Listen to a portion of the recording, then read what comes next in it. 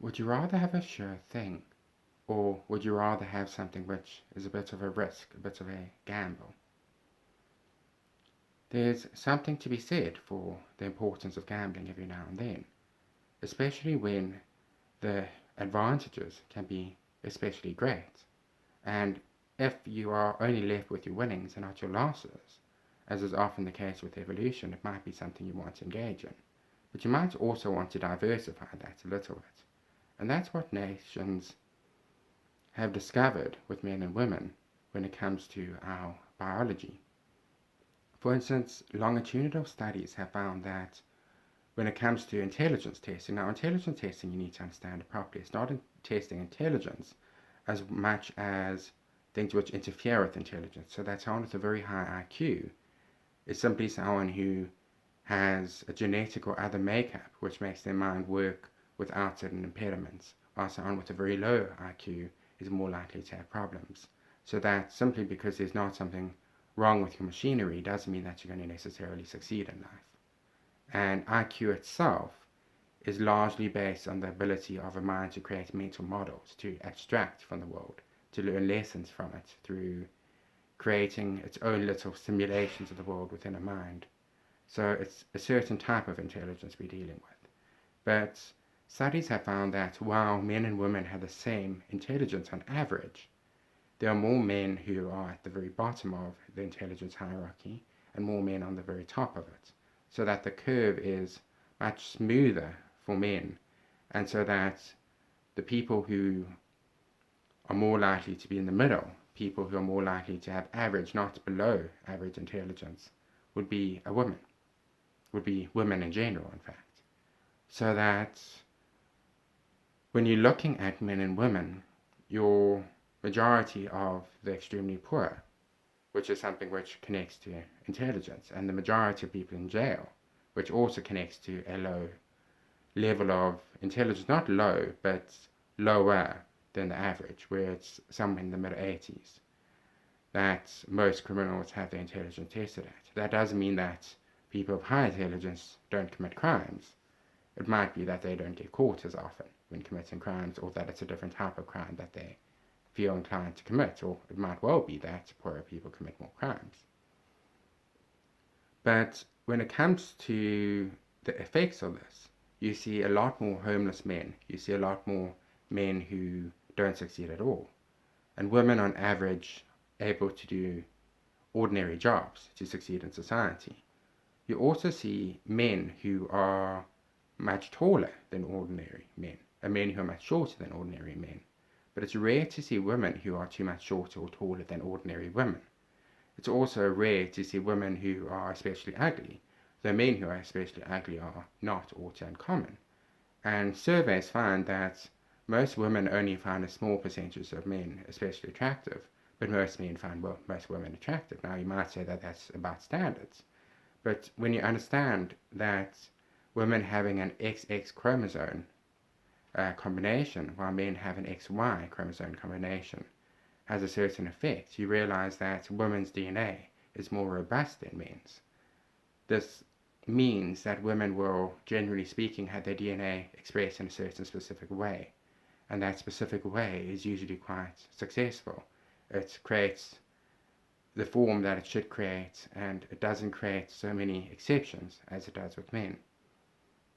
A man's DNA is more likely to be very different.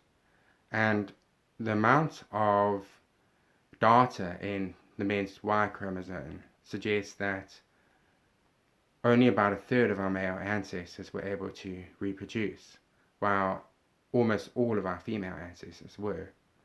So men are more likely to fail, but also more likely to spectacularly succeed. A man is a gamble, while a woman is often a sure thing. And I don't mean that in the career sort of sense, but I mean that in the genetic, the sort of evolutionary sense, that men are more likely to be very different than women are likely to be. And men are often considered to be expendable, while women are not. You have famous quotes, for instance, that the real victims of warfare are not the men who die in the trenches, but the women who suffer being widows at home. And that shows a lot of how our society views men and women. Now, of course, if you have 5 men and 1 woman at the end of the world, the woman can only get pregnant one time, and then another time, and then another time. But if you have 1 man and 5 women, each of the women could be pregnant at the same time. And so it makes sense to have this favoring of women in ancient societies. Now, women were not quite so oppressed as we seem to believe in modern days when it came to the ancient times. Women were often entirely in charge of their households. A woman decided what was to eat. A woman often decided what was to be bought and what was needed in the house. A woman often had the purse strings, while a man was expected to go to war, or a man was expected to negotiate with outsiders or to do certain types of business. Even today, women make the majority of purchasing decisions when it comes to what products to buy and how to spend the money in a household. Men, as a result of their historic roles, have been often selected to have more aggression, more risk-taking behavior, while women have often been selected to be more conciliatory. And in certain areas, men's type of behavior tends to bring advantages. And in other areas, women's type of behavior tends to bring advantages. You often see female preschool teachers and teachers in general. You don't often see male teachers in general. You often see a male engineer. You don't as often see a female engineer. You see a lot of female lawyers where it comes to dealing with a lot of people, and when it comes to needing to come to solutions and settlements. But you'll see a lot more male soldiers and male top CEOs in certain areas, in that their aggression has often helped them to get ahead in those type of areas, while aggression in a schoolyard by a teacher might be something strongly frowned upon. Men and women are incredibly different. So the old question comes of, is it better to be a man or better to be a woman? And the question should in fact be answered with another question of its own, is which man, which woman, and at what point in their lifetime. For instance, another interesting thing, for me at least, is that women until the age of 30 tend to have an advantage over men. Society tends to treat them better than men. A woman is likely to get a job. A man is less likely to get a job. You often see all of these young female actresses, and then you see a whole lot of much older male actresses in Hollywood.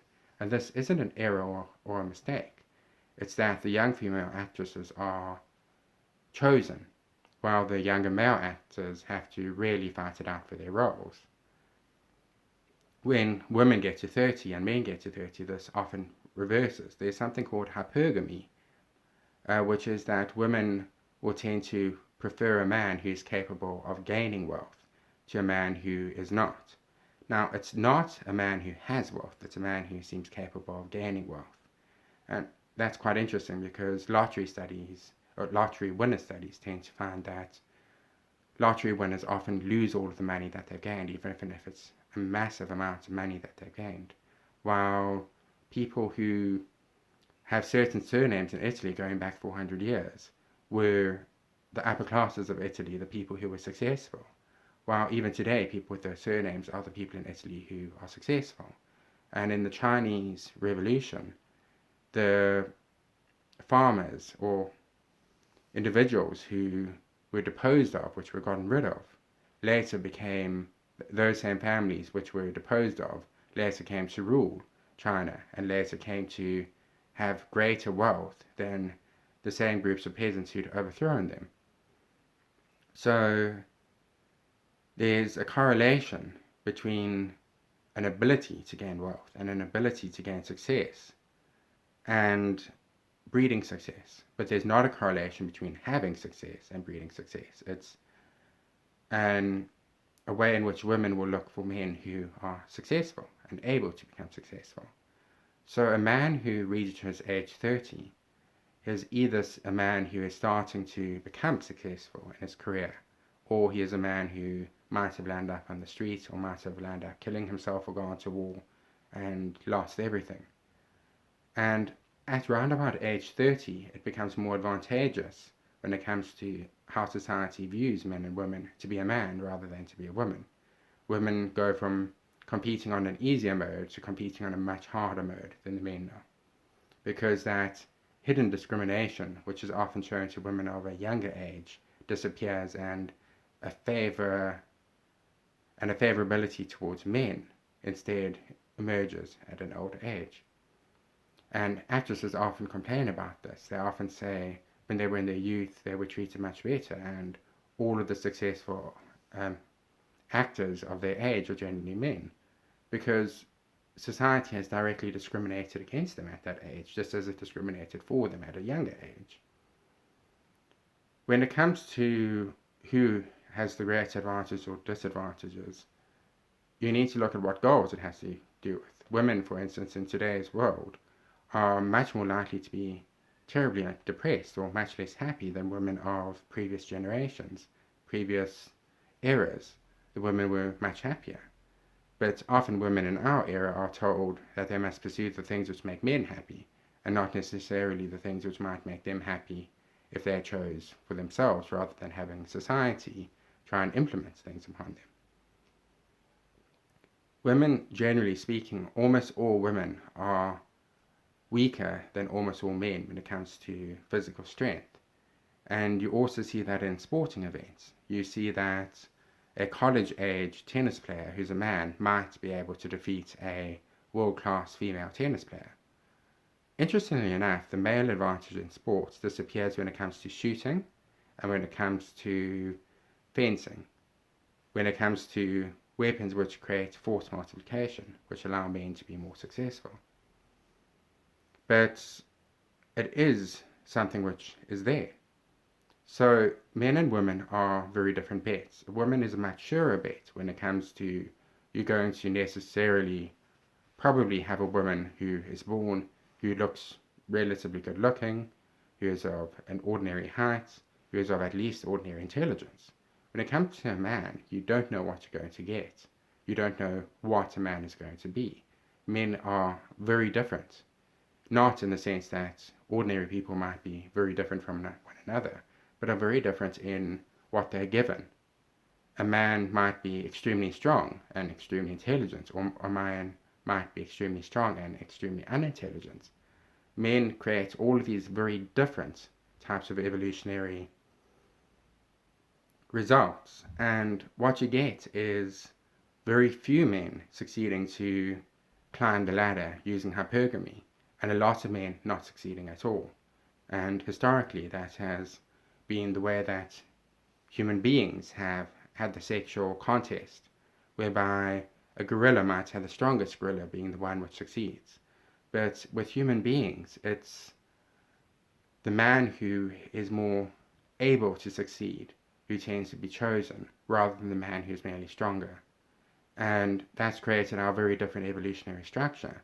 But it's also created problems for us in the modern world, where we don't want to view things through evolutionary structures, where we don't want to view things through what the past has given us. We want to view things in a way which evades the past, which gets past the past. Whether or not that's possible is something which is yet to be determined. And despite the best efforts of our societies to undo our evolutionary past, we're very far from succeeding in that regard.